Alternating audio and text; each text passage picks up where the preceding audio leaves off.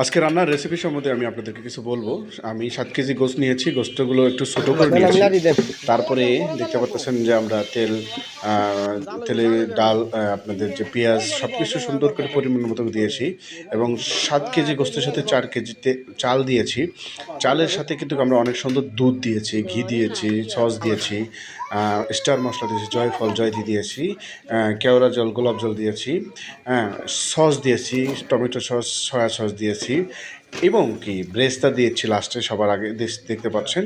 এবং আমরা কিন্তু সুন্দর করে হালকা ফুটে নেওয়ার পরে দমে রেখেছি। দম থেকে কিন্তু আমি এখন নিয়ে যাচ্ছি। নিয়ে যাওয়ার পরে কিন্তু খাবার পরিবেশন করব। হয়ে গেছে আমাদের স্পেশাল তেহেরি। 30 জনের খাবার আমি বাবুল সিং রান্না করে ফেলেছি। এটা আমার জন্য সবাইকে ধন্যবাদ জানাচ্ছি। আমি এখন খাবারটা পরিবেশন করব। ভাইরা বাড়িতে সবাই আনন্দ সহকারে আমরা কিন্তু পিকনিকের মতো করে রান্না করেছি, আমি আর আমার ভাইরা মিলে। এখন